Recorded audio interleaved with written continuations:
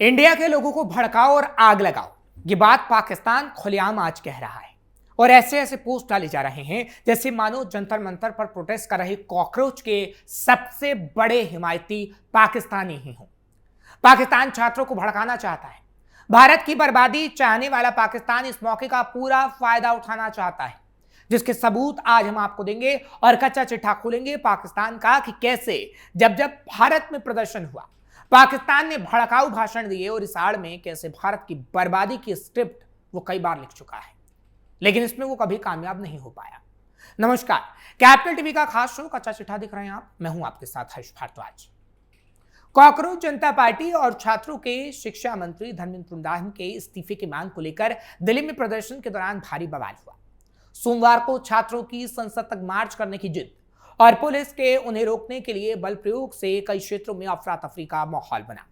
वहीं मंगलवार को विपक्षी पार्टियों ने मोर्चा संभाला, जिसके बाद उन्हें गिरफ्तार किया गया। इस विरोध प्रदर्शन के दौरान हिंसा के पीछे पाकिस्तान से उकसावे की जांच दिल्ली पुलिस कर रही है। इस बीच पाकिस्तान से कई ऐसे वीडियो और सोशल मीडिया पोस्ट सामने आए हैं जिनमें जंतर मंतर के प्रोटेस्ट को लेकर अलग अलग दावे किए जा रहे हैं।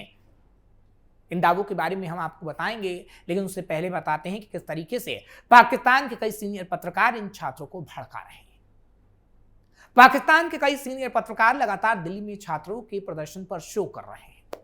पाकिस्तानी जर्नलिस्ट रऊफ कलासरा ने इस पर बात करते हुए कहा है कि दिल्ली में पुलिस ने छात्रों की बेरहमी से पिटाई की।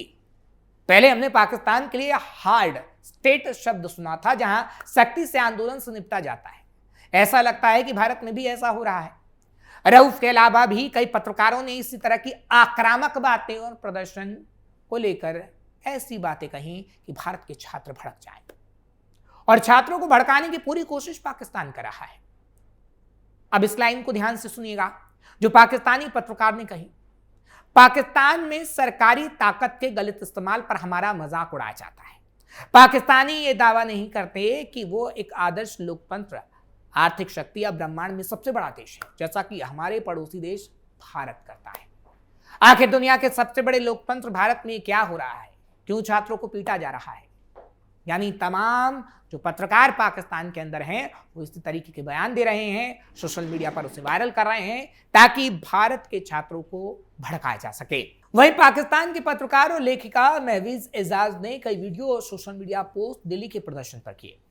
इसमें वो ये बताने की कोशिश करती दिख रही है कि भारत सरकार और पुलिस छात्रों पर ज्यादती कर रही है।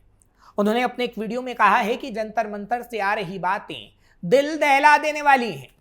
हाथ में तिरंगा लेकर वंदे मातरम गाते हुए बच्चों पर लाठी चलाए जाने के खिलाफ सबको आवाज उठानी चाहिए और पूरे भारत में ऐसा प्रदर्शन होना चाहिए, हल्ला बोल किया जाना चाहिए, पाकिस्तानी पत्रकार ने लिखा है। पाकिस्तान से जुड़े सोशल मीडिया पोस्ट की जांच। जंतर मंतर पर प्रोटेस्ट के दौरान हुई हिंसा के बाद दिल्ली पुलिस ने पाकिस्तानी हैंडल से जुड़े सोशल मीडिया पोस्ट की जांच शुरू की। एक रिपोर्ट के मुताबिक, हालांकि वो न्यूज चैनल ही था, जांच करने वाली अधिकारी ये पता लगाने की कोशिश कर रहे हैं कि क्या सोशल मीडिया पर फैलाई गई गलत जानकारी ने प्रोटेस्ट के दौरान तनाव बढ़ाने में कोई भूमिका निभाई। रिपोर्ट में कहा गया है कि अधिकारी हिंसा के पीछे की साजिश की जांच कर रहे हैं। पुलिस ने कहा कि इसमें शामिल लोगों की पहचान करने के लिए सीसीटीवी फुटेज, मोबाइल फोन से बनाए गए वीडियोस और दूसरे डिजिटल सबूतों का इस्तेमाल करके जांच की जा रही है।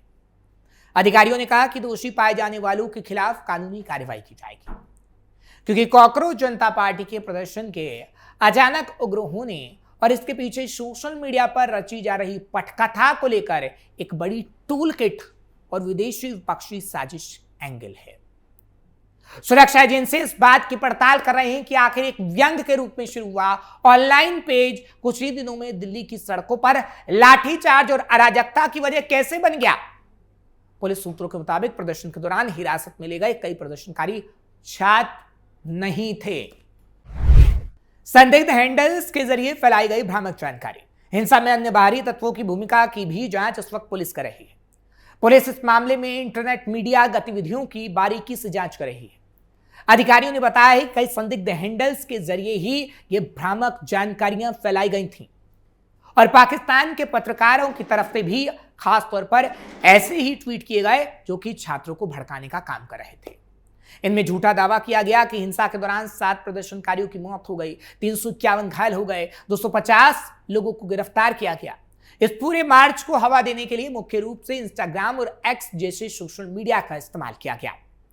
सीजेपी के इंस्टाग्राम हैंडल ने महज कुछ ही दिनों में 2 करोड़ से ज्यादा फॉलोअर्स बटोरे, जिसने देश की स्थापित राजनीतिक पार्टियों को भी पीछे छोड़ दिया। हालांकि हुआ कैसे, ये सबसे बड़ा सवाल है, और क्या इसमें विदेशी साजिश तो नहीं, ये भी सबसे बड़ा सवाल है। आईपी एड्रेस खंगालने में जुटी पुलिस। विशेषज्ञों का मानना है कि इतनी तेजी से बिना किसी पेड बोट्स या विदेशी रीच के बड़ी संख्या में युवाओं को जोड़ना सामान्य बात नहीं है। सुरक्षा एजेंसियां अब उन सभी मुख्य इंटरनेट मीडिया हैंडल्स और आईपी एड्रेस को खंगाल रही हैं जहां से इस टूल किट को ऑपरेट किया जा रहा था। बता दें, पिछले महीने केंद्र सरकार के आदेश पर सीजेपी के आधिकारिक एक्स हैंडल को ब्लॉक किया गया था, लेकिन महज कुछ ही मिनटों में कॉकरोच इज बैक नाम से नई आईडी तैयार कर ली गई और इंस्टाग्राम पर इतनी तेजी से फॉलोअर्स बढ़ गए। सोमवार को इस पेज को फॉलो करने वालों की संख्या 2 करोड़ 30 लाख से ज्यादा पहुंच चुकी थी। इसी आईडी के जरिए दोबारा नैरेटिव सेट किए जाने लगा और फिर छात्रों को इकट्ठा किया गया और हुआ वो उग्र प्रदर्शन जो सोमवार को हुआ, और उसकी तस्वीर हमने आपको दिखाई।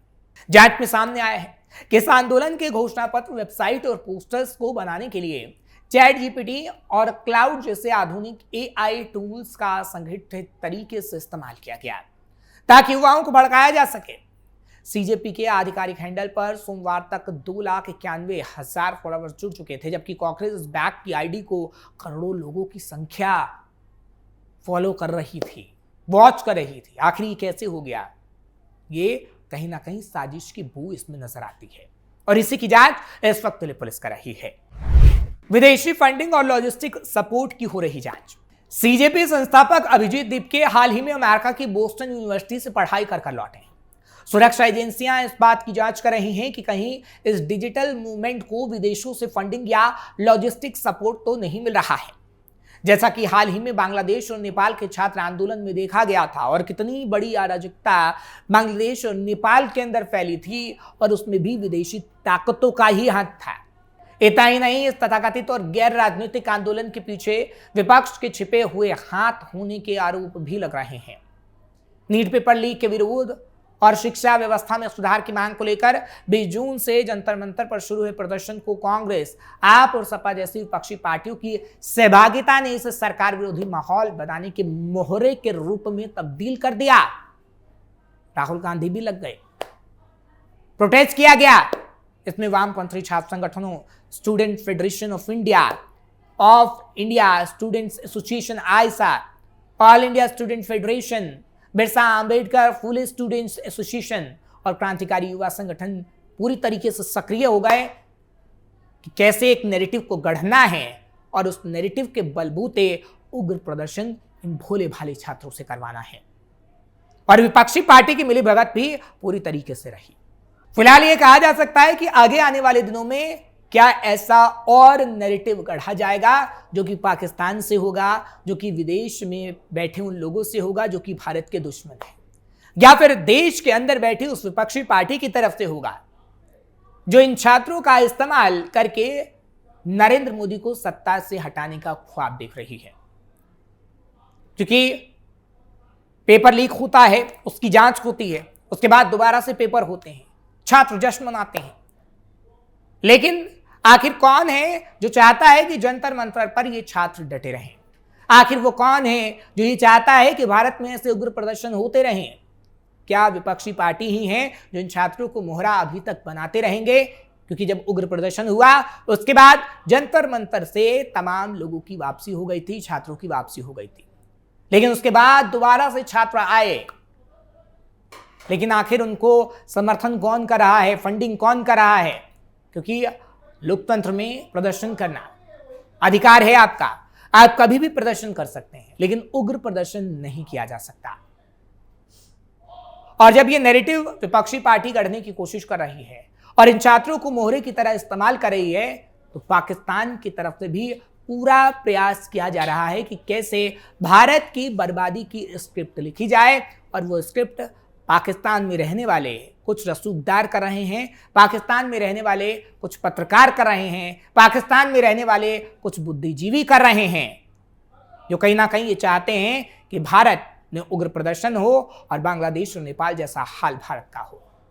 लेकिन ऐसा होगा नहीं। पाकिस्तान इस गलतफहमी में है। दिल्ली पुलिस हर एक एंगल से जांच कर रही है। हम बार बार ये कह रहे हैं कि छात्रों को हक है प्रदर्शन करने का। हम बार बार ये कह रहे हैं कि शांतिपूर्ण प्रदर्शन किया जाए, लेकिन अगर इसके पीछे किसी ऐसे विदेशी ताकत का हाथ होगा जो कहीं ना कहीं छात्रों को मोहरे की तरह इस्तेमाल कर रहा होगा, तो उसका सच भी सामने आएगा और खुलासा भी होगा, क्योंकि भारत हमेशा से ऐसे मामलों पर सजग रहा है और अब इस मामले की पूरी तरीके से जांच हो रही है। आपको ये खबर कैसी लगी कमेंट सेक्शन में जरूर बताएं। खबर को लाइक शेयर करें। कैपिटल टीवी को सब्सक्राइब करना बिल्कुल मत भूलिएगा।